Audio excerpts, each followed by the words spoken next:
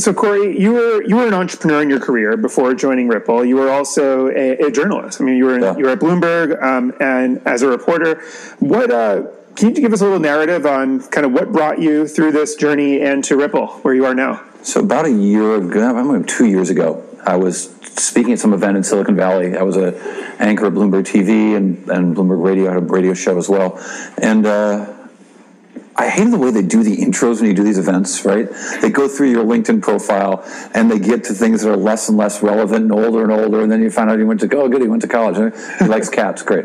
I don't like cats. And I thought, well, I write these intros for myself when I go on TV, or the producers write, why don't I write it? And so I happened to be speaking at a venture capital event, and I thought, well, how can I make what I'm going to talk about really relevant to the crowd? And I looked at my sort of career and thought, well, I started Vibe magazine with Quincy Jones. I started Slam magazine. I started TheStreet.com with Jim Cramer. I started this CNBC Silicon Valley Bureau. I started this show at Bloomberg TV. I'm kind of a startup guy. And so I was using that as an intro when I go on the stage. So I would quite literally walk into this persona of startup guy until I would go back to work at Bloomberg and think, this is not a startup anymore. This is just a job.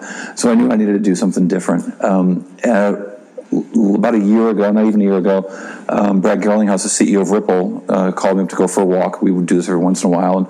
And he was having all these sort of pain points at the company in terms of describing what the company does, meeting with regulators, new customers and things, and tapped me on the shoulder and asked me if I'd join the company to do that. And I suddenly realized, well, this is exactly what I want to do. I've seen all these high growth startups in Silicon Valley, from Yahoo to Google to Salesforce to I've watched these companies go from two guys in a garage, quite literally in some cases, to being what they are today. But I've never really been inside of one like that. That's purely a non-media tech company, but I am now. So give us the current state of Ripple, maybe as a team, and also can you give us a sense of the bigger picture of Ripple in the world of blockchain and cryptocurrency? Yeah, so we're trying to solve it. So the biggest companies in blockchain, the biggest companies in crypto right now are all companies that trade the assets. Right. I think we are the biggest company that's actually doing something with the technology. We've got 300 employees, we've got offices in 7 places around the world, and we're very focused on solving one single problem. That is the problem moving money across borders. We think it is ridiculous in an era when I can send a text message from here to Rome with emojis and a GIF, or I can send an email from here to Sao Paulo in seconds with an Excel spreadsheet attached to it and all kinds of useful information. But if I want to send money from here to, Mexico City, the fastest way to do it is put $10,000 in a briefcase and fly it there.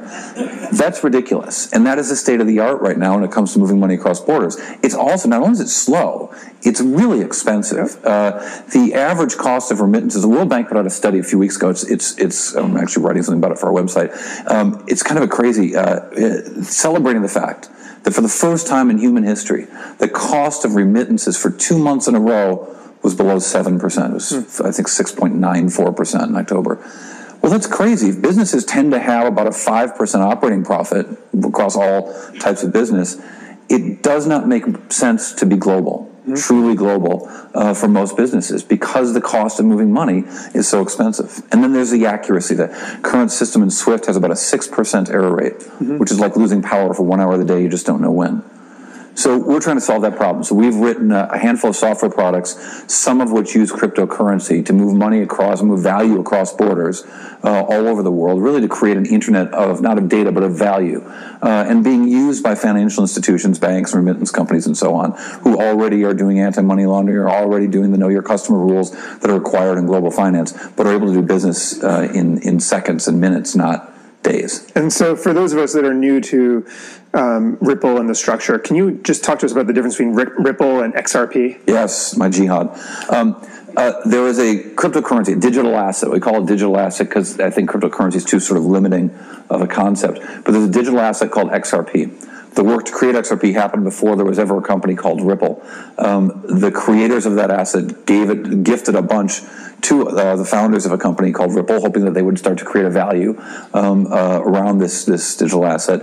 There are many other companies developing using XRP, but somewhere along the lines, the company Ripple became the digital asset XRP acquired the name Ripple, or people started referring to it as Ripple, and the nascent state of blockchain is such that, you know, some guy in his mother's basement is running the biggest information source on crypto and started using the wrong words, and it's just kind of stuck. So it's been a jihad of mine to get people to understand XRP is a digital asset, Ripple is a software company that I work for. Got it. Okay, so now that's clear. What are the main challenges that somebody that said this on stage, a guy across, having just said that same thing, the guy said, well, okay, if you want to call it that. I'm like, no, it's actually a different thing. That is the actual name. You know, you can't call this the New York Post building.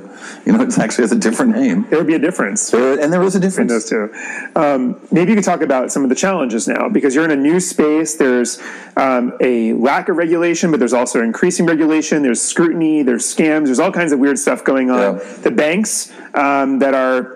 Obviously, they're threatened by this to some extent, I would imagine, or maybe they're taking advantage of it. Maybe you could talk just about the challenges that Ripple is facing in the global financial sector and especially with banks. Yeah, I think there's been a real... So we sell software to banks. We sell software to remittance companies, you know, the MoneyGrams and the Western Unions of the world, of which there are thousands, Qualx, Mercury FX, there's just thousands and thousands of remittance companies. There's also thousands of banks all over the world, and that's who we sell to. So some of them want the world to change. Some of them like the way the world is right now. We're definitely on the change side of things. So that kind of determines our customers, right? The customers that really want to gain market share in remittances are interested in our products. The ones that kind of think, you know, we've had potential customers say, what's the matter with T+2? What do you need the money so fast for? It's a common refrain in the industry. I think, you know, we trust banks to do one thing, protect our money.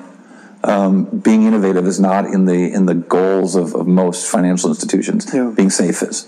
And the reputation of crypto a year ago was money laundering, hitmen, drug marketplaces. That has really dramatically changed. We released a study just 4 weeks ago that I did with an academic in Portland, and which found that the sentiment around blockchain has dramatically changed in the last year. And we see most of the companies that we polled are looking at blockchain, trying to figure out if there's a role for them to deploy blockchain in some way in their company, and really see it. And many of them have projects already underway or even deployed. And it's a really dramatic shift. And we found that over 40% of the companies we talked to, of all different types, were looking at blockchain in a serious way. And I think that's a really big shift. I mean, you know, it was probably a year ago. It was November last year. We saw this sort of this enormous run up in the valuation on crypto assets. I think the last story that I wrote for Bloomberg was about a $4 billion company called UBI Blockchain Internet. They had 13 employees in Hong Kong, whose New York address had turned out to be like one of these Regis office places where you rent a desk. Mm-hmm. And the background of the people behind it was not in blockchain or distributed technologies or computer networking. It was a bedwetting. The prior company that had been a bedwetting patch that claimed to have radioactive peptides to stop bedwetting. And that was the state that was stock went to zero after my story came out. That was sort of the state of art a year ago in the world of blockchain. I think we're in a different place today. Yeah. Where do you think governments are now in terms of, you know, the power of cryptocurrency in their financial systems, and where governments are on this? Where are they on this spectrum of tolerance? All over. They're all over the place. There are places like China that have banned the trading of crypto assets, but yet most Bitcoin mining, 80%, takes place in China. Mm-hmm. 51% controlled by just 3 companies. Most Ether mining takes place in China as well, but you can't trade the assets there. Places like India have also instructed similar bans, and yet you have countries like Singapore, Switzerland, Malta. I've read more about Malta this year than I've read in my entire life, because it has become most crypto trading in the world clears through Malta as of last quarter. Oh. Because that country, and the president of the country, has made it a personal goal to welcome and encourage entrepreneurs to go to Malta to launch their crypto businesses. I think that there's a recognition by Switzerland, Malta, Liechtenstein, Singapore, that the world is much more global than it was even 4 or 5 years ago. And the entrepreneurs with a great idea don't have to be in Silicon Valley anymore. They can pick up and go to whatever country is going to make it easiest to start their businesses. The U.S. is somewhere in the middle of those sort of extremes of, between somewhere between China and Malta, that's the U.S. I didn't study geography. The U.S. we've had really thoughtful conversations with the U.S. Trying to understand what this new thing is. And, the IRS says it's property. The CFTC says it's a currency. The SEC says some are securities and some aren't securities and hasn't said about most. I think that, the U.S. is being very thoughtful about it, but not very fast. And the world isn't waiting. I sincerely hope that I don't have to pick up the family and go to Malta. But what's the weather like in Malta? It's pretty good. It's actually pretty good. My hockey players would not do well. I don't know. They'll dominate Malta. Maybe there's something there. They have an Olympic team. They must. History is made at this conference. Winter Olympics in Malta. Yeah. Well, no, we have no intention of going anywhere but the U.S. But I would like, the more clarity we get from Washington, and I believe that it's coming, the better for the industry. I mean, your background, so much of it was in media. Now we've talked about the value proposition of a product like Ripple and some of these other currencies. But what drives your interest in just blockchain and crypto in general right now? Well, I mean, you mentioned media. I also worked as a hedge fund portfolio manager for a while, and I've had a lot of experience in Wall Street. And I think when I first read about Bitcoin and started to really dig in, it's really fascinating. It looked like this perfect use case for me was securities clearing, because I know a lot about securities clearing, and it's a pain in the butt. But this problem of moving money across borders. So yes, it's a pain in the butt to move. It doesn't make sense to send €50 anywhere because it's going to cost you €20 to do it probably. Mm-hmm. But it's not possible to send 50 cents. So I think about a world where you could pay someone. I watched this terrific documentary recently called "Inventing Tomorrow." My friend Laura Nix produced a documentary, and it was following these kids in a science fair from all over the world. Kids from Mexico, kids from Bangladesh, and this brilliant girl from Bangladesh had this technological solution for whatever. But the idea of being able to pay somebody who's really smart and works really hard and just cannot receive the money and therefore cannot participate in the global economy. Yeah. They can send data, they can send goods through containers in a standardized technology all over the world, but they can't actually get paid. The idea that you could turn on the world's economy by lowering the cost of moving money, I'm so stoked about that. I'm so stoked about the empowerment that capitalism can bring to the world if we can just get the money to places with a better technology. I think it's hard for me to even imagine what that looks like, but I think it's empowering. It's a great point. I mean, I think we all know that banks' business models are typically to give the wealthy better rates and everything, and they really take advantage of folks that are on the smaller business side, I feel, historically. Or they don't even serve them. They don't bother or they don't serve them. Remember when Square came out, one of the greatest value propositions for early Square customers was just getting paid faster, to your point about T+2. And you think about 2020, I think it's 40% of the American workforce will be an independent professional.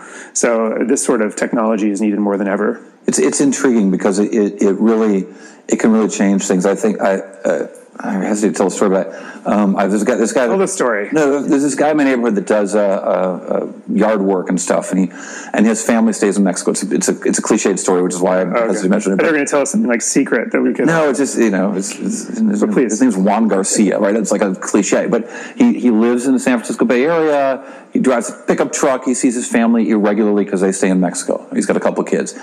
If he makes, let's say he makes, I don't know, $100 a week. He probably makes $300 or $400 a week. Lives in the Bay Area, so he's probably got $300 in expenses. He sends $100 to his wife, but it costs him $30 to get it there. Mm-hmm.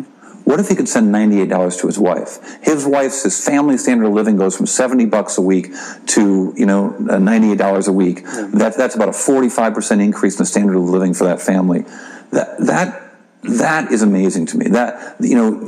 Are we selling software to banks? Yeah, that's boring. But the idea that we can really change the global economy by empowering people, by giving them their money, that's exciting. What about, so we've talked a little bit how Ripple in some ways is already working, obviously, for customers, and I know that there's so much going through the system now. Where else is blockchain actually working? Like actually adding material value to society and how it functions? Other examples that you love? I don't have them because it's early, and and I'm really focused on what we're doing. Sure. But there's so much interest in blockchain because there's a price tag attached to it, and it was easy for the knuckleheads at CNBC and Bloomberg, knuckleheads like me, to point at a chart that goes up and to the right and say, here's a price, here's a thing you should get excited about.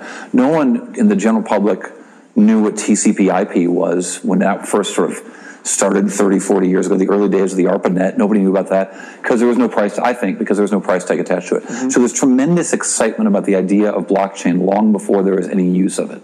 And so a lot of these companies with some really brilliant people, are facing off against some really big problems, but they're just not there yet. I have no doubt, when I got my first iPhone, I didn't think there'd be multi-billion-dollar companies created within 5 years that would do things like get me a cab or take a picture. I mean, I grew up in upstate New York, as many of you have suffered the wonderful weather in upstate in the Finger Lakes. It's gorgeous. I know. It's gorgeous. But I grew up in the shadow of Kodak. I didn't think this iPhone was going to create Instagram, right? That happened later. I fully believe that there will be great big businesses built in blockchain that have nothing to do with the problem that we're going after. Yeah. We're just going after a massive multi-trillion-dollar global problem that I think is more than enough for us to bite off. And from all you've learned about just blockchain and how it works and can work, do you think there are any areas that people just aren't thinking about yet in terms of how to implement this technology? Well, by definition, I wouldn't have thought about it yet. Right. Well, I guess. I mean, you can tell us if you have. So I think... maybe you're ahead of the curve. Occasionally not, and most of the time not. I think there's going to be all kinds of solutions. I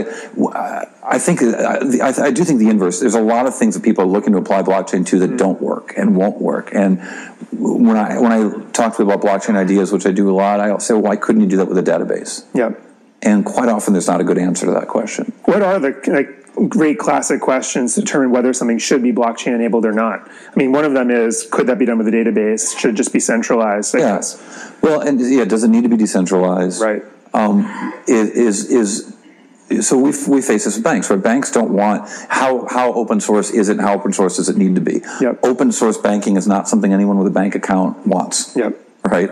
And yet, if you talk to Bitcoin maximalists, I was giving a talk about 6 months ago. I was fairly new to Ripple. It was a pretty intense conversation about securities regulations and what the SEC was doing and how it differed from securities regulations in Europe.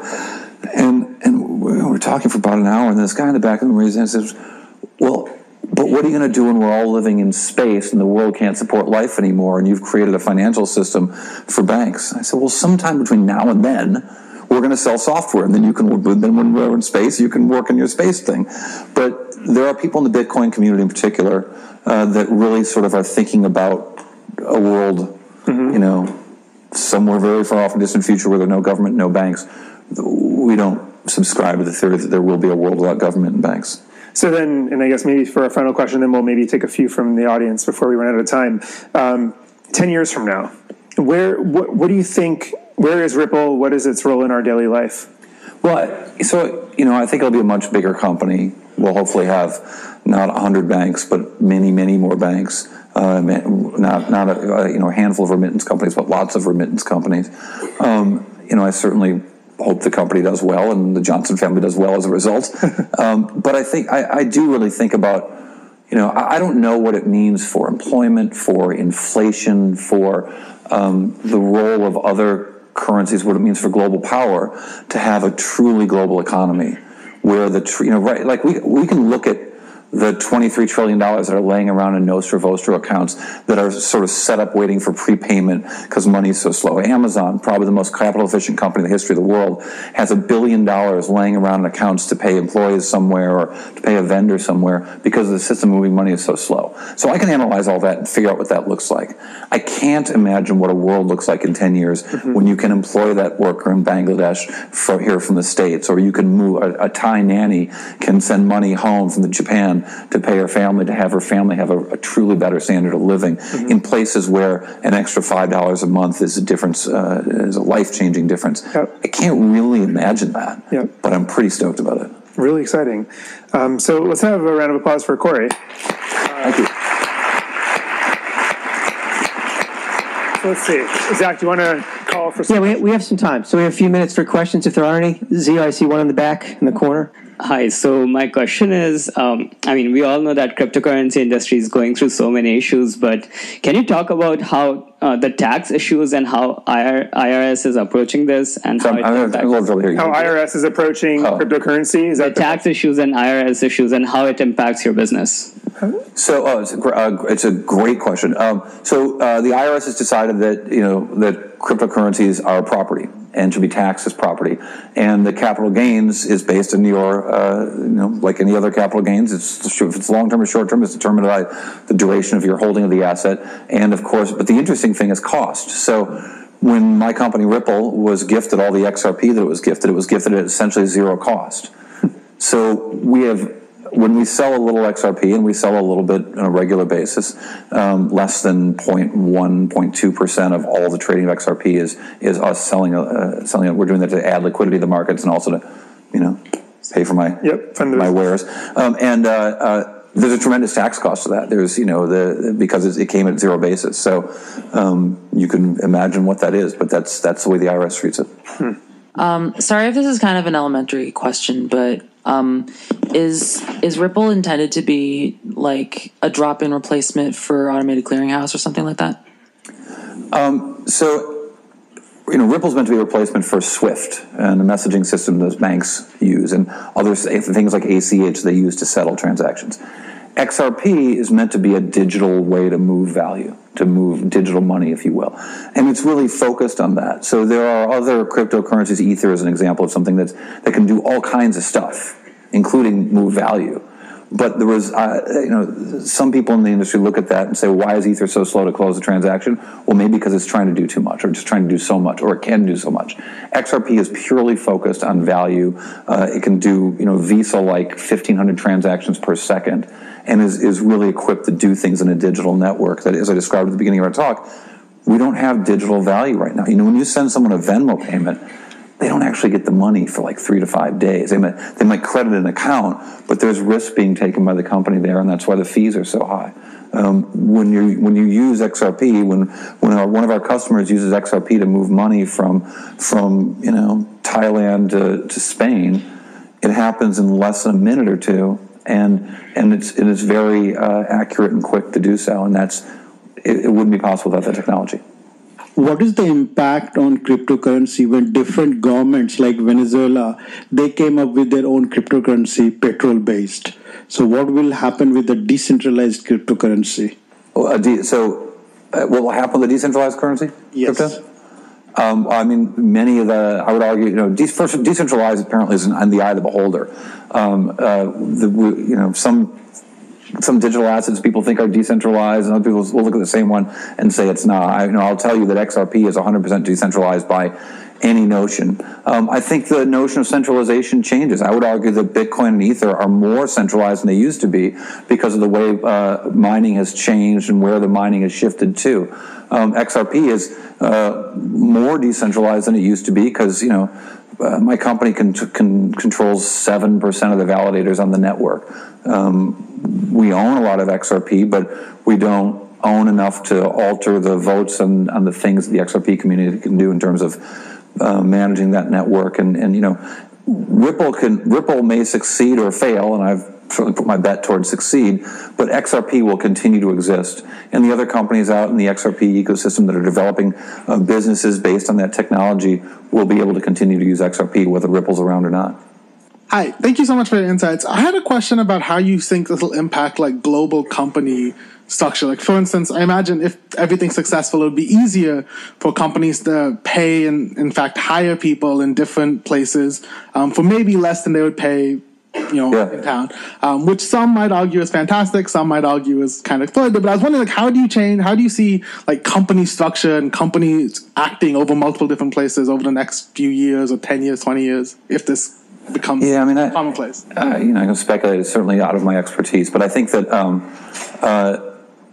what we've seen in the history of the economy is that the more people involved in the economy, it doesn't actually take jobs away; it adds jobs at the top. So I would expect that what has always been true will continue to be true.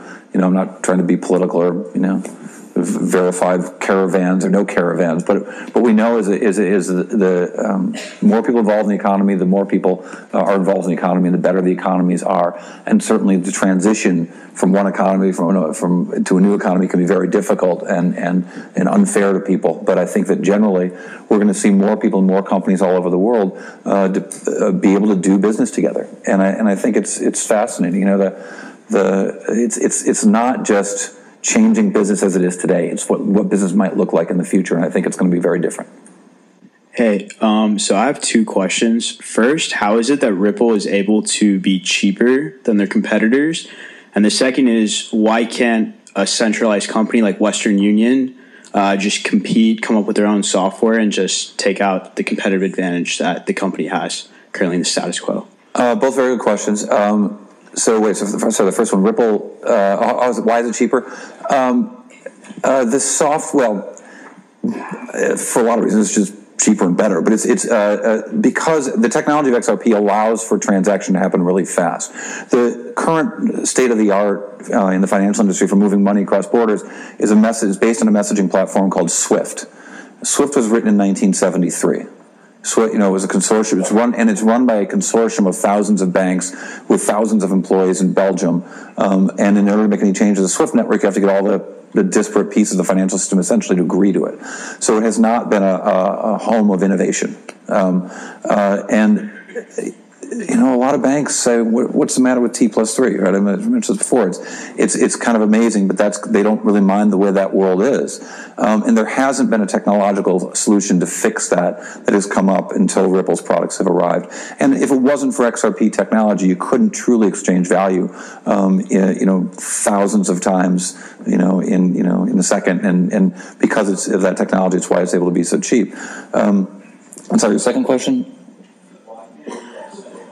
Why can't Western? Yeah. So I think it could. I mean, MoneyGram's not going to agree with a system that's being used by Western Union, right? Mercury FX isn't going to buy software from MoneyGram.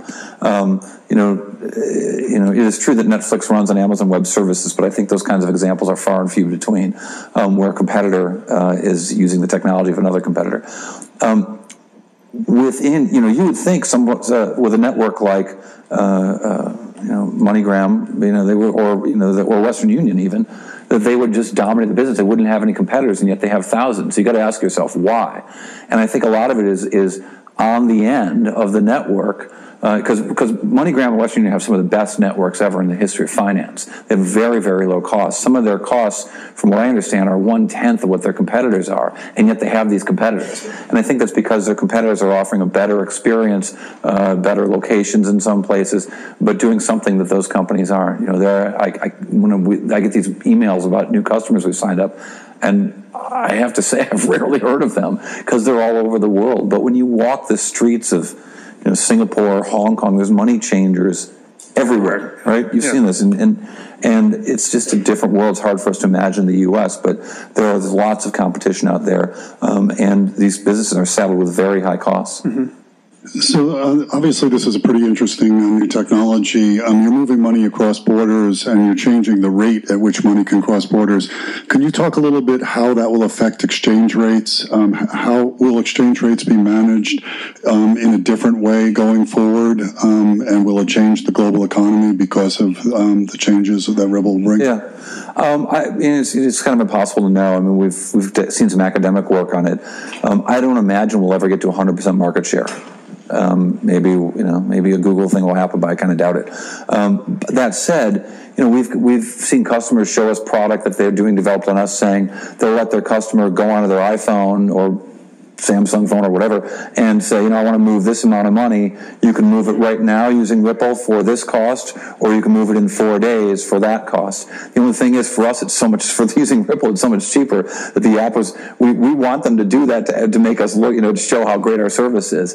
But I don't know if they'll really have banks. Right now, all of our customers are still doing both. They're still using Swift and they're using Ripple's products. So, I don't know, I think that's true, actually. I don't know if anyone's 100% on us.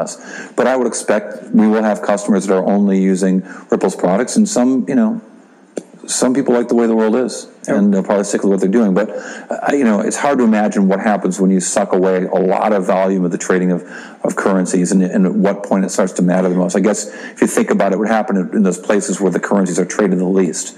So Mongolian currency rates might get worse, but in very active networks, like the biggest companies the biggest countries getting remittances, I think, in order are China. No, I think it's India, China, Mexico, Philippines. Those are very active corridors with very high, in some cases, very high rates, and I would think that those would still remain pretty competitive.